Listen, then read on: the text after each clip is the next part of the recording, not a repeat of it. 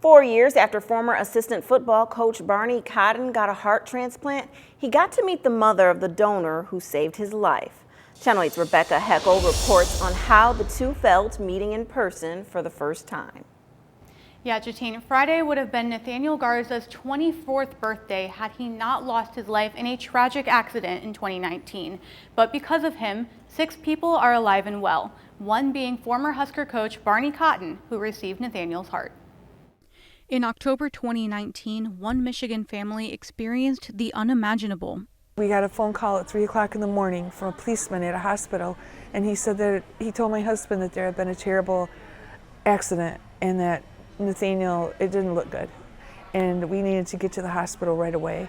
Nathaniel's mother, Amanda, knew her son wanted to be an organ donor and started the process immediately.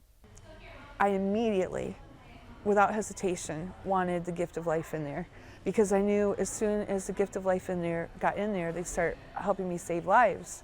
And if my child was no longer going to live, then I wanted his organs to be donated.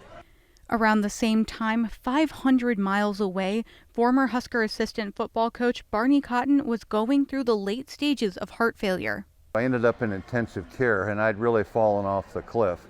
Had to have a balloon pump put in to, assist my heart to beat. And then they raised my status to a 2, and I needed to get an immediate heart. And now Amanda and Barney have an unlikely connection as her son's heart beats in Barney's chest. 4 years later, the two finally got to meet in person for the first time.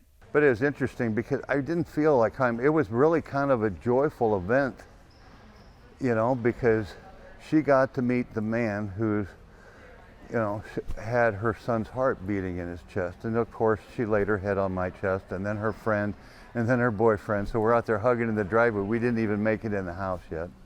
And Amanda said she's filled with joy that her son was able to give others a second chance. It's given me joy. It's given me gratitude that my son lives on in another human being. Nathaniel was able to save 6 people's lives with his 7 organs. And both Amanda and Barney talked about the importance of organ donation and getting the chance to save lives. If you want to learn more about becoming an organ donor, you can register with the state DMV or Live on Nebraska at www.liveonnebraska.org.